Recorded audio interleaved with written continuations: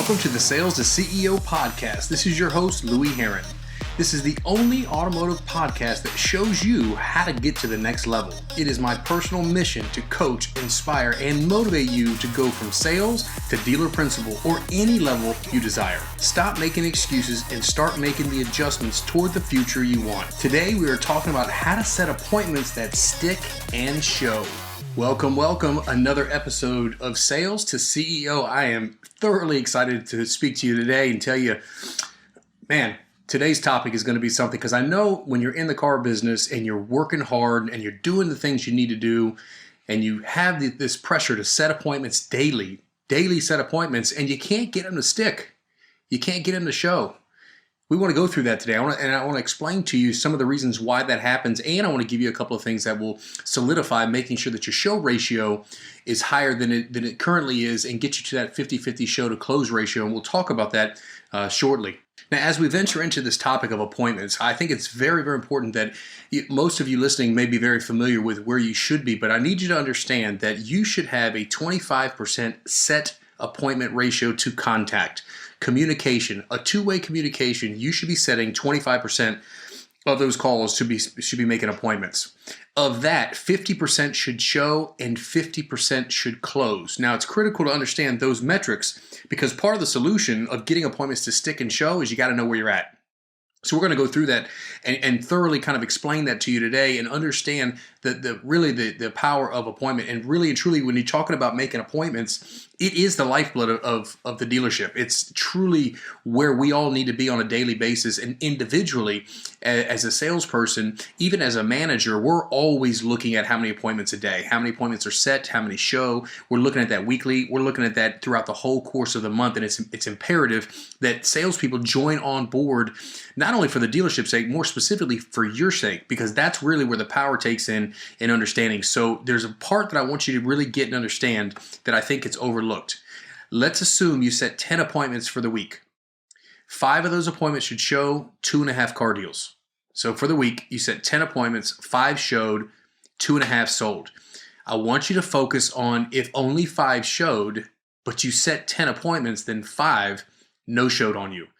So just as actively do we pursue the appointments on making confirmations, sending out video, getting the car cleaned up, gassed up, ready to go the day of, setting directions. I'm going to get to that. Just as we're so vigilant about doing that side, it's also important to realize when you set 10 appointments and half of them don't show, what's the process? What are we doing to call back the no-show appointments on a regular basis to make sure we're getting everything done?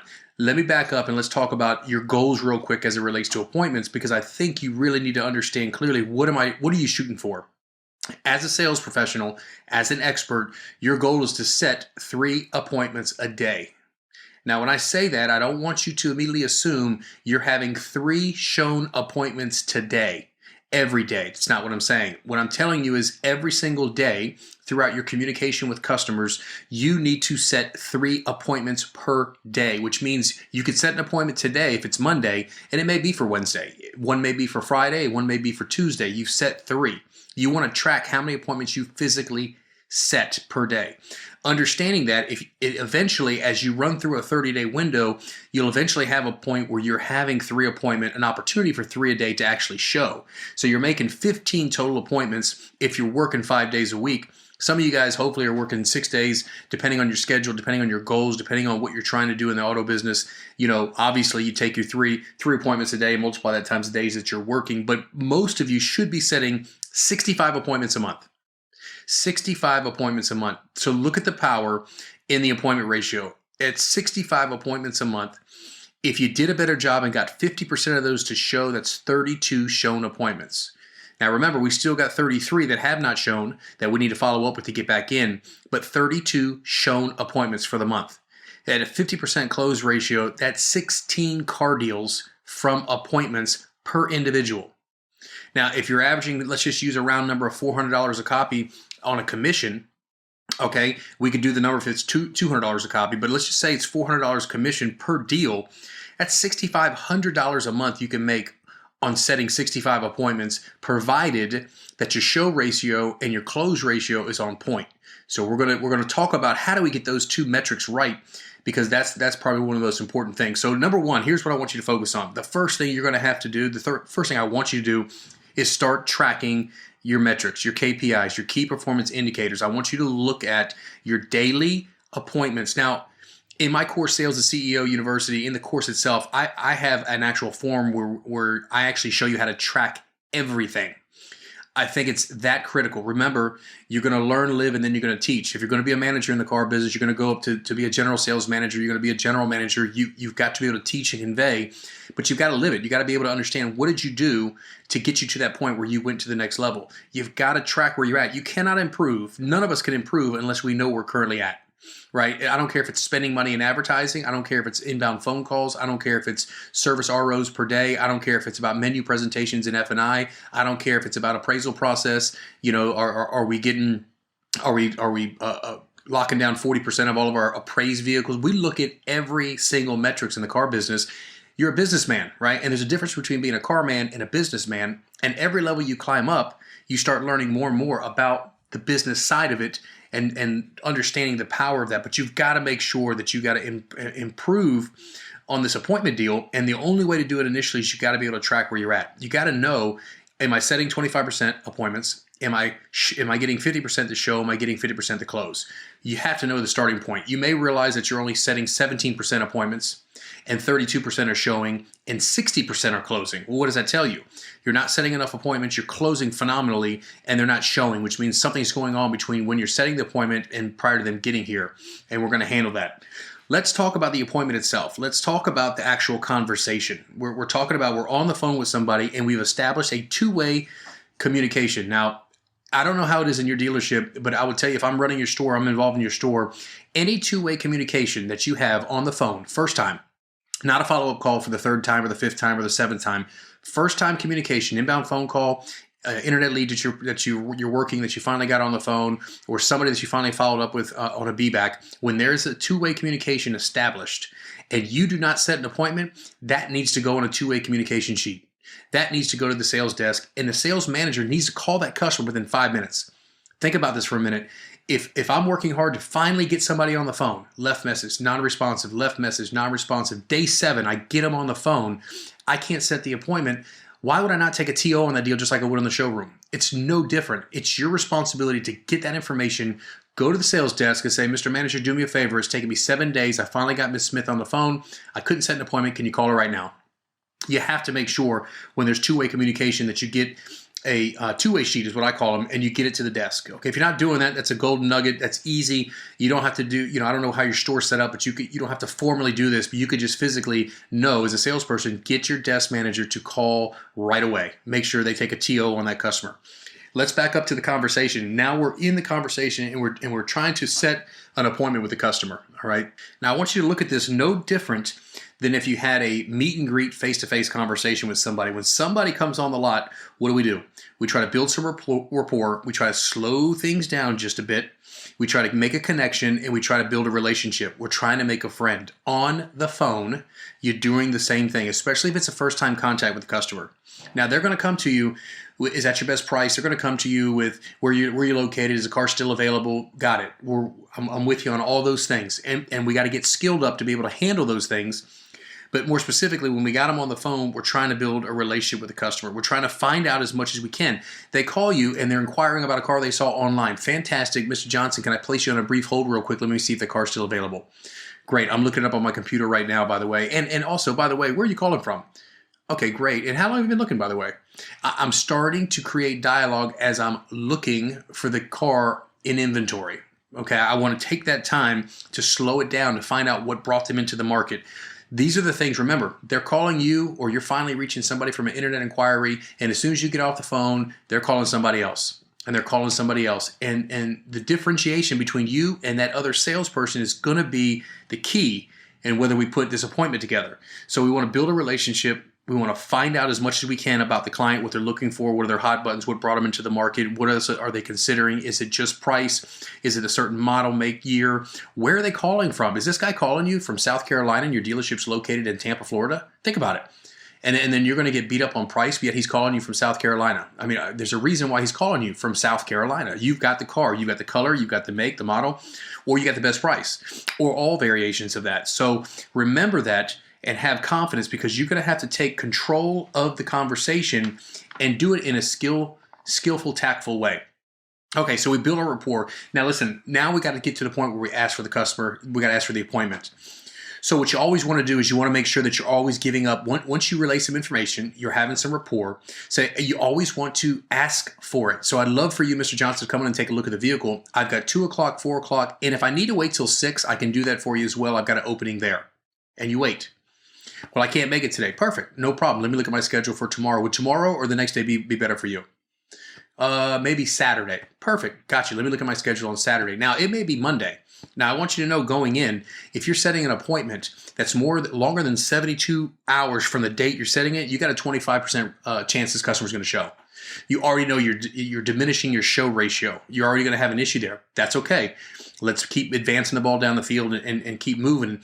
We want to ask the customer for the appointment. We want to nail down a time. And then what we want to do is we want to make sure that we're clear, that we're giving them an overview of the appointment and the time. This is where you make it stick. So if you're listening, this is it.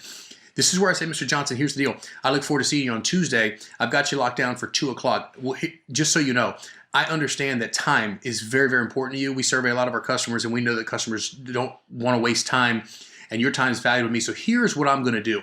Before your arrival, I'm going to actually pull the car offline. I'm going to actually make sure the car's cleaned. It's got gas in it, and I'm going to pull the car up front, and I'm actually going to put a hang tag in it with your name on it, just to make sure everybody knows that you're coming. And I'll put the time on there. And so just to confirm, you and I are getting together at 2 o'clock. And so I want to make sure that if something were to come up on your end, would you please do me a favor and give me the courtesy to let me know that you may not be able to make it, we need to reschedule or do something different? They're going to acknowledge, sure, no problem, fantastic. And what I'm going to do is if something comes up on my end, which it won't, but if it does, I will extend the same courtesy to you as well if something were to come up. But your time's important, and I thank you for setting aside that time. When we get off, I'm also going to make sure you have the address to the dealership as well. Have a wonderful day. Boom, you hang up the phone, you got your appointment set. Now, so here's the best part of the deal. You nail down that appointment, and when you try to call and confirm, and we will confirm appointments the night before, right, and even the morning up. But as a salesperson, here's what I want you to do, because a lot of times you'll have a 40 or 50% confirmation ratio. So that means basically we got 30 appointments on a Saturday and we've got 17 confirmed. Well, think about it. Why would we only have 17 appointments confirmed, but we have 30, right? So people are already starting to alter their plans. Maybe appointments were set a week in advance. They forgot about you and they've already set a couple of appointments with a couple of dealerships, or they forget which dealership you are. Too many times, we've got to make sure that when we set this appointment up, the day of the appointment, I want you to get the car. I want you to make sure there's a quarter tank of gas in it. I want you to make sure the car is back in detail. There's no McDonald's, cups in the back. I want you to make sure it's clean, it's vacuumed. It doesn't have to be flawless or detailed, but get it ready to go. Take it up front, park it, back it in, put the hang tag with Johnson's name on it, put VIP, okay? And then I want you to send them a video. I want you to send them a real short video, a little selfie video with you in there. Hey, Miss Johnson, this is Louie down here at ABC Honda. I just want to let you know, car's pulled up, gas up, just like I told you it would be. I look forward to seeing you at 2 o'clock. Again, if something were to come up, please feel free to text me if that's easier for you. Otherwise, I can't wait to see you. Again, here's your 2017 Suburban we talked about. I got the VIP tag waiting for you. I look forward to seeing you. The end. Okay, so what I want you to understand is when you send the video to the consumer via text, if something were to come up, it's much easier for them to text you back. If you call and leave a message, they're ignoring you, they're evading you. It's harder to get that confirmation. So this is a way where when you send it the day of, as soon as you send the video, whoop, send the video, immediately go to Google, boop, send the address. So they should have a professional video from you as well as the address to the dealership and the appointment time. Look forward to seeing you right there. If they're going to have an issue, they will give you the courtesy 9 times out of 10 to say, hey, Louie, I'm sorry, I'm not going to be able to make it. Can we reschedule? Hey, I've already bought a car on Tuesday. I apologize. Hey, I can't make it today. Something's come up. Whatever. You get some correspondence. Now you can have some kind of closure on what your next steps may be. So you want to get an appointment to stick. You want to get an appointment to show. You've got to send the video the day of. You got to make sure there's a VIP hang tag in there. You got to make sure the car is backed up, gassed up, cleaned up, ready to go. You got to send Google directions. You got to be a pro. You got to be professional. When you're setting the appointment on the phone, give them the overview and let them know that if something were to come up, I need you to give me the courtesy and I'll do the same, and explain to them, here's what I'm going to do. On Friday, I'm going to pull the car around. I'm going to make sure it's got gas in it. I'm going to make sure it's cleaned up. I'm going to make sure it's backed in with a hang tag with your name on it. You have to slow this down so they're clear of how you are maximizing their time, because that's the most important thing to them is their time. So a couple points to remember as we wrap this thing down. I want you to understand. Number one, slow the call down, build a relationship. This is just like a meet and greet face-to-face. Slow the call down, build a relationship. Number two, these customers don't show more times than not because you guys play the hope and the wish game. And why do I say you guys? Because I used to do the same thing. I sold cars, remember? Wasn't that long ago, even though it was 25 years ago, but you would set an appointment and you, somehow, some way, guys, you'll set an appointment for Monday and they're coming on Thursday, and you think if you just avoid them Tuesday, Wednesday, and then try to call them on Thursday, you think they're going to show, you think they're going to post, it's not going to happen. Don't play the wish game. You set an appointment and it's longer than 72 hours, you need to be following up with them via text and reminding them and making sure you stay on top of mind, or they will go elsewhere. Always remember, any appointment set that's longer than 72 hours, 25% of those customers are not going to make it. All right, you're going to have a 25% show ratio. You're going to diminish your show ratio in half if you keep setting appointments that are longer than 3 days. Remember, the goal is to set 3 appointments a day, guys. 3 appointments a day is your target. Set appointments every single day. So listen, I hope this was beneficial to you in helping you understand the value, number one, of appointments. Number two, getting them to stick and getting them to show. The appointments are the lifeblood of what you have in the dealership, especially as your livelihood is concerned. It's vital to make sure, because you can't rely on the upbus. You've got to be an appointment machine. So, guys, this is Louis Heron, Sales to CEO. Hey, let's connect. You can come to my Sales to CEO Facebook page. Also, check us out on YouTube. And if anybody needs anything, feel free to text me. My cell phone number is 904-580-6928. Until the next episode, guys, good selling, and let's get you to the next level. Hey guys, thank you so much for listening to the Sales to CEO podcast. Look, real simple, do me a big favor. Number one, I'm totally grateful you took the time to listen, but share this, like, subscribe. This is how we build our network of growing people in the car industry to the next level. Again, like or share or subscribe right now. Until the next one, great selling, and let's go to the next level.